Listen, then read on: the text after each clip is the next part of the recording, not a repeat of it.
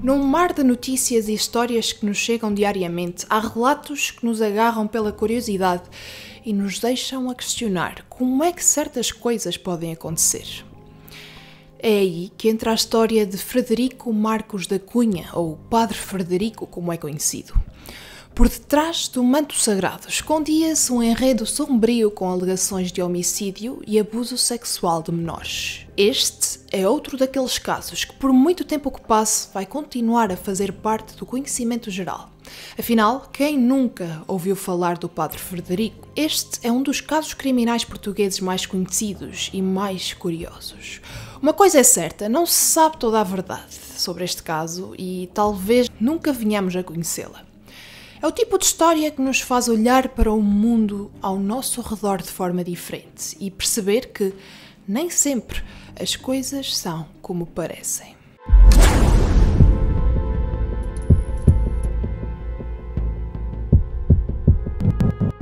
Frederico Marcos da Cunha nasceu no dia 12 de abril de 1950, em Natal, no Rio Grande do Norte, no Brasil. Desde pequeno que Frederico almejava tornar-se padre, tanto é que, quando era criança, ajudava na missa, desempenhando a função de acólito.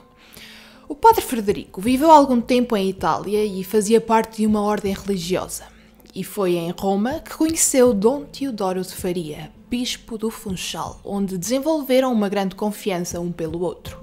De tal modo que em 1983 o Padre Frederico estabeleceu-se na Madeira, onde começou a trabalhar como secretário do bispo. Algum tempo depois, pensa-se que Dom Teodoro tenha deixado de precisar da ajuda do padre e este começou a andar de paróquia em paróquia, mas nunca se soube ao certo a razão concreta deste afastamento entre os dois. Havia sempre histórias acerca do padre e muitas delas eram precisamente sobre a sua alegada homossexualidade. Além disso, também chamava a atenção pelo seu gosto por caveiras, usando imagens destas no seu cinto e nos seus casacos. Na paróquia do Piquinho, onde esteve, falava-se da sua técnica do sofá. Aos domingos à tarde, depois da missa, o padre pedia às crianças que se sentassem todas no sofá. Todas ao mesmo tempo, aos 7, 8, 10 de cada vez, para que, quando não restasse 1 milímetro de espaço livre, ele se atirasse para cima de todos em grande divertimento. Alegadamente, sempre que as suspeitas de abusos sexuais de menores aumentavam, o bispo transferia-o para outra paróquia. Foi na paróquia de São Jorge, onde esteve mais tempo, e foi lá que conheceu Miguel Noite, que se viria a tornar seu afilhado, amigo e há quem diga que foi também seu amante e cúmplice. No dia 1 de maio de 1992, Luís Miguel Escórcio Correia, de 15 anos, saiu de casa dos pais, no Funchal, com 2 amigos para ir até à Praia das Palmeiras, no concelho de Santa Cruz. Por volta das 6 da tarde, ao contrário dos seus amigos, Luís Miguel não regressou a casa, alegando que ia à casa da avó em Machico, mas nunca lá chegou e nunca mais voltou a casa. Não se sabe exatamente o que aconteceu. Houve quem o visse num salão de jogos e o próprio dono do salão disse que Luís Miguel estava lá a passar o tempo. Luís Miguel teria chegado ao salão pelas 17h30 e ficou a jogar bilhar com um amigo. Depois saiu e sentou-se numa cadeira e, passado algum tempo, lá para as 8 horas, foi-se embora. Foi dito também que ele tinha uma mochila de ganga consigo. Também foi visto a caminhar no sítio da Queimada, em Água de Pena, mas o que é certo é que, infelizmente, Luís Miguel nunca voltou a casa. No dia seguinte, 2 de maio, o pior dos cenários aconteceu e o seu cadáver foi encontrado por João Correia, o seu próprio pai, numa rocha no fundo de uma falésia, na ponta de São Lourenço, no Caniçal. O rapaz não estaria ali há muito tempo, uma vez que não se encontrava em avançado estado de decomposição. A tese inicial foi de que o corpo teria dado à costa, mas a primeira autópsia requisitada pelo Ministério Público negou esta teoria. O Dr. Emanuel Pita da Silva foi o médico legista responsável pela autópsia de Luís Miguel. Segundo ele, o jovem teria sido agredido na cabeça e apresentava uma lesão na região temporal esquerda, que por acaso fica à direita do condutor, trazendo a hipótese de que Luís Miguel teria sido atacado enquanto estaria dentro de um carro no lugar do passageiro.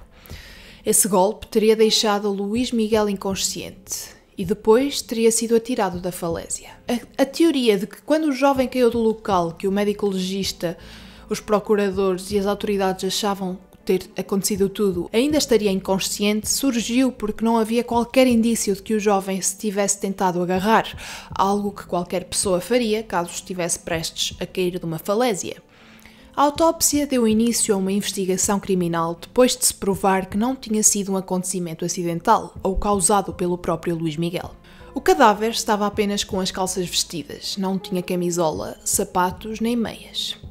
As calças tinham a barriguilha aberta, mas, segundo o médico legista, não foram encontradas provas físicas de que Luís Miguel tivesse sido violado. Pita da Silva recordou que a água lava mesmo sem sabão, relembrando que o corpo tinha sido encontrado perto do mar e que algumas provas poderiam já ter desaparecido à data da autópsia. Mas esta autópsia não convenceu toda a gente e foi chamado um novo médico legista de Lisboa para realizar uma segunda autópsia, o Dr. José Sombreireiro, perito forense do Instituto de Medicina Legal, sendo que o médico discordou dos resultados da primeira autópsia. Sombreireiro disse que ninguém poderia afirmar que o jovem tinha sido agredido dentro de um carro e que tinha ficado inconsciente e que tinha sido atirado da falésia. O médico esteve sempre à espera de que o chamassem para ir testemunhar em tribunal, mas apenas o Dr. Pita da Silva testemunhou, contando os resultados da primeira autópsia. Uma testemunha anónima denunciou à polícia que tinha visto o carro do Padre Frederico no local do crime. E no dia 25 de maio de 1992, Frederico Cunha foi preso e colocado em prisão preventiva na cidade do Funchal. Segundo o padre, a polícia entrou dentro do seu apartamento de armas em punho e de forma muito violenta. No dia 1 de maio, segundo ele, estava na companhia do seu afilhado Miguel Noite e tinham-se deslocado de carro até uma capela para que Frederico pudesse rezar. Esta história foi confirmada por um taxista, António Gomes, que garantiu ter visto o padre e o seu afilhado Miguel a passar de carro perto das 7 da tarde em direção ao Miradouro no dia do homicídio. O padre disse que não conhecia Luís Miguel e, quando confrontado com as fotografias de Miguel Noite sem roupa encontradas em sua casa, disse simplesmente ter guardado essas fotografias tiradas nos Países Baixos para recordação futura sem segundas intenções. O julgamento começou no dia 10 de março do ano seguinte, em 1993. O mediatismo era imenso e havia uma cobertura enorme por parte da RTP1. A versão da acusação era de que o padre Frederico tinha encontrado o Luís a andar a pé pela estrada do Caniçal e ofereceu-lhe boleia no seu Volkswagen preto. O crime, segundo a acusação, deu-se no Miradouro, sem testemunhas. E desde o início que o tribunal considerou as testemunhas de defesa do padre Frederico pouco credíveis.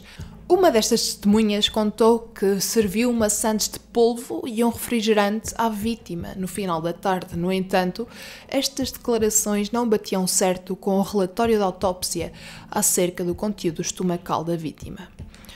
O testemunho do taxista foi descartado pelo juiz, que disse achar que se tratava de um depoimento falso e que teria sido combinado com o arguido.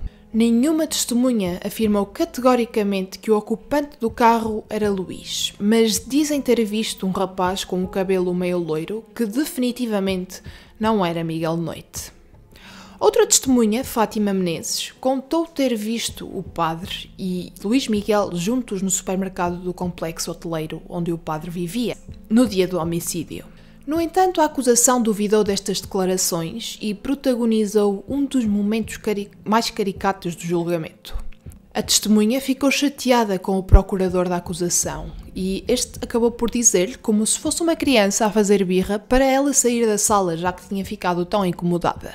O tribunal deu pouco ou nenhum crédito aos depoimentos que ouviu e que contrariavam a teoria da acusação. Fátima Menezes diz que viu o padre Frederico e o Miguel Noite no dia 1 de maio de 1992 no supermercado do complexo hoteleiro onde o sacerdote vivia e aí a acusação duvidou das declarações de Fátima Menezes. No 1º de maio eles disseram só sair um bocado ao fim da tarde. Mas também se a doutora vai desconfiar de mim. E eu vou desconfiar de tudo. Eu desconfiei também desconfio de si. Pronto. Se não terá sido no dia 3, a senhora viu? Ouça lá. Não terá sido no dia 3. Inclusivamente, desde que desconfiava do médico. Nossa. Mas quem é que tratou mal a senhora? Desculpe. O senhor não disse que inclusivamente... A senhora fala o que eu faço na boa. Obrigada. E a testemunha assim o fez. Quando o médico legista testemunhou, falou sobre as lesões encontradas no corpo de Luís Miguel e explicou em que estado o corpo foi encontrado. Tendo também falado sobre a falta de evidências de abuso sexual, a única pergunta que o advogado do padre Frederico lhe colocou foi: alguma das perícias que realizou indicia o Sr. Frederico Cunha como homicida? E o médico disse que não. Em tribunal também houve 4 testemunhas que disseram ter sido abusadas pelo padre quando crianças. Foi a primeira vez que a RTP transmitiu em direto a leitura de uma sentença. O tribunal estava completamente lotado de gente e as imediações do local também. O padre Frederico foi condenado a 12 anos de prisão pelo crime de homicídio e 18 meses de prisão pelo indício penal de homossexualidade com um menor. Foi condenado a uma pena única de 13 anos de prisão, mas, segundo o jornalista da RTP que cobriu o caso, ninguém parecia ter ficado totalmente convencido de que o padre teria sido o responsável pelo homicídio, embora pouca gente duvidasse de que este seria efetivamente homossexual. Miguel Noite, o afilhado do padre, foi condenado a 15 meses de pena suspensa por encobrimento e falsas declarações, tendo abandonado a Ilha da Madeira pouco tempo depois para se mudar para a França. A verdade é que havia muita falta de provas. Nunca foram encontrados vestígios da presença de Luís Miguel no veículo do padre e a mochila de Luís Miguel nunca foi recuperada. A mãe de Luís Miguel, Gorete, assistiu a todas as sessões do julgamento porque queria ouvir tudo em primeira mão sem precisar que lhe viessem contar, e ia sempre acompanhada pelo marido. A mãe do padre foi também ouvida pela RTP e disse ter a certeza de que o filho era inocente. Nem a defesa nem a acusação ficaram satisfeitas e recorreram ambas para o Supremo Tribunal de Justiça. Um dos juízes conselheiros, Coelho Ventura, descreveu não concordar com a sentença, sobretudo devido à falta de provas, e esta deveria ter sido anulada.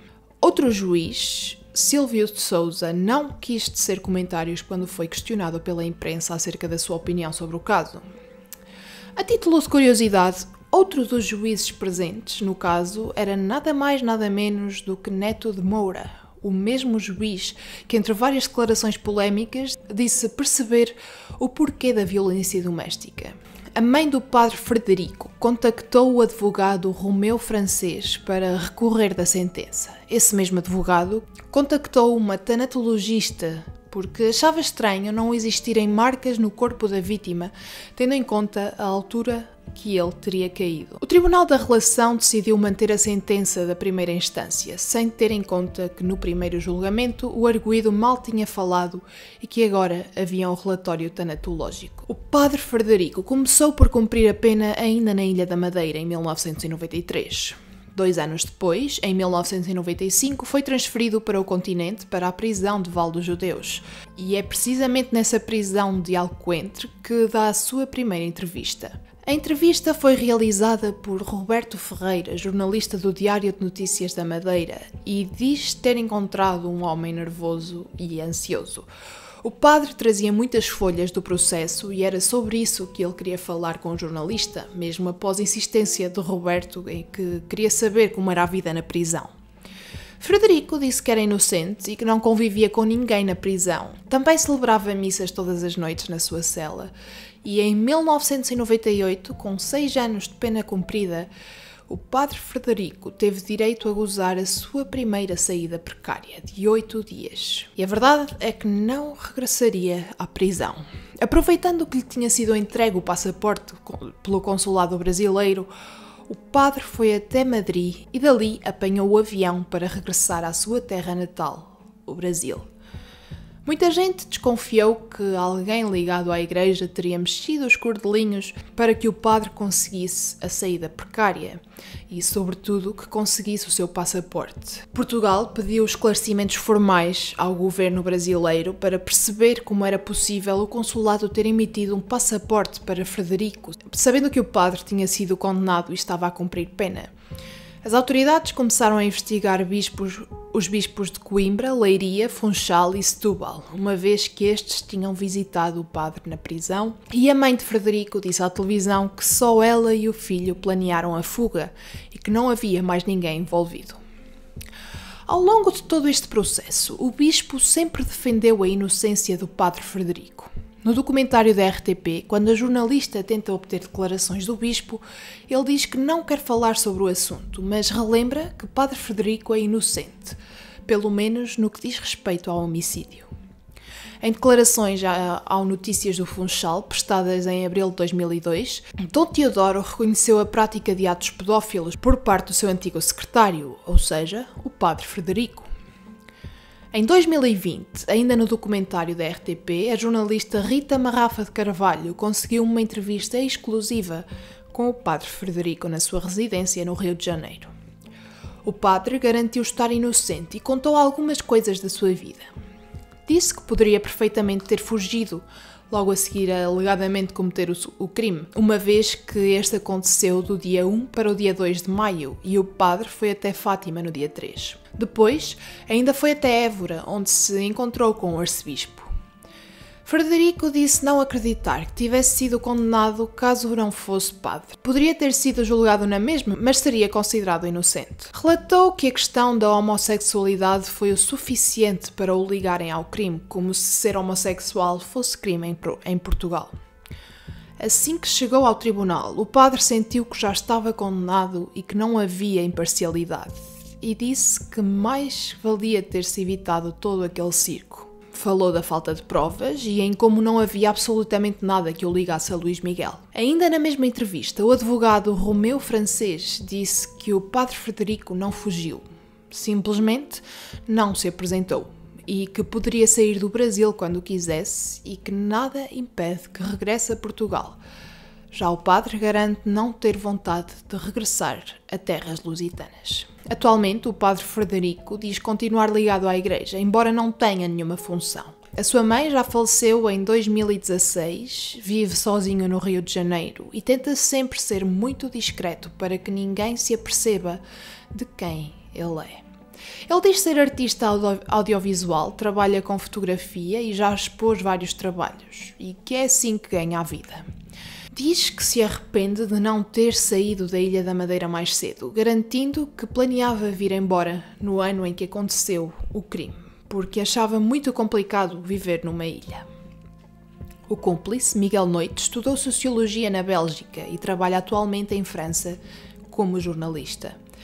A mãe de Luís Miguel, Gorete Correia, morreu em 2018 e o padrasto deixou a ilha. Quanto ao pai de Luís Miguel, João Correia, que encontrou o cadáver do filho no fundo da ravina do Caniçal, encontra-se, ao que parece, imigrado em Inglaterra.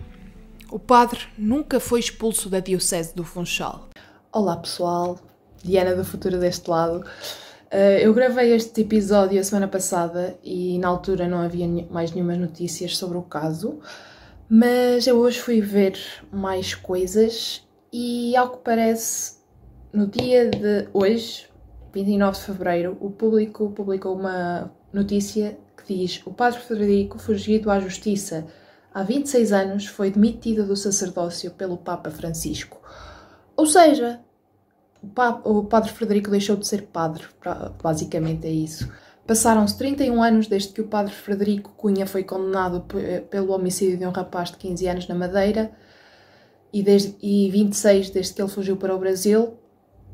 Contudo, a Igreja Católica nunca abriu um processo canónico relacionado com estes factos e só neste mês é que Frederico Cunha deixou de ser padre por ordem do Papa Francisco. Portanto, uma notícia acabadinha de sair para vocês, só para atualizar aqui o episódio, ok? Vamos continuar com o episódio. Nunca pagou qualquer indenização à família da vítima e os crimes pelos quais foi condenado prescreveram em abril de 2018. a mãe do Padre Frederico chegou a escrever um livro intitulado Padre Frederico, meu filho, em que é possível conhecer o seu ponto de vista no meio do processo que o seu filho enfrentou. Este caso foi também coberto pela jornalista Rita Marrafa de Carvalho no livro Depois do Crime e na série televisiva da RTP com o mesmo nome. Se chegaste até ao fim deste episódio, comenta o emoji do detetive para eu saber que estás desse lado. E obrigada por acompanhar este episódio. Espero que tenhas um ótimo dia e, claro, espero encontrar-vos no próximo episódio de Conexão Criminal.